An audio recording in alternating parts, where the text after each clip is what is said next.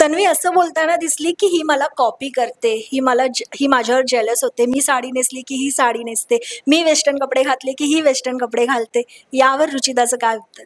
तन्वी इतकी delusional world मध्ये जगते ना, तिला असं वाटतं की पूर्ण बिग बॉस तिच्या इर्द गिर्द फिरतंय.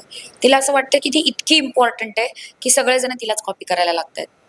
साडीचं इन्व्हेन्शन तन्वी कोलतेनी केलंय का वेस्टर्न कपड्यांचं इन्व्हेन्शन तन्वी कोलतेनी केलंय?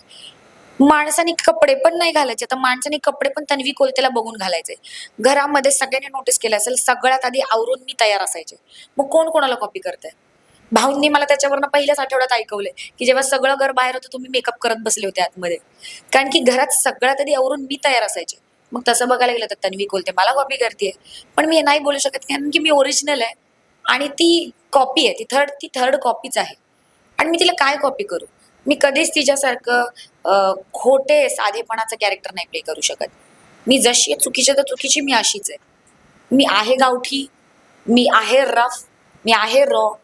मी नाही सोज्वळतेची मूरत जी ती प्ले करते.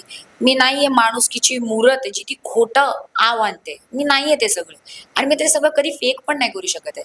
तिला असं वाटतं तिच्या इर्द गिर्द दुनिया घुमते, पण ती डिल्युजनल वर्ल्डमध्ये जगते. ती प्रचंड सेल्फ ऑब्सेस्ड नार्सिसिस्ट पर्सनॅलिटी आहे. आणि हे मलाच नाही, हे घरात सगळ्यांना कळलेलं.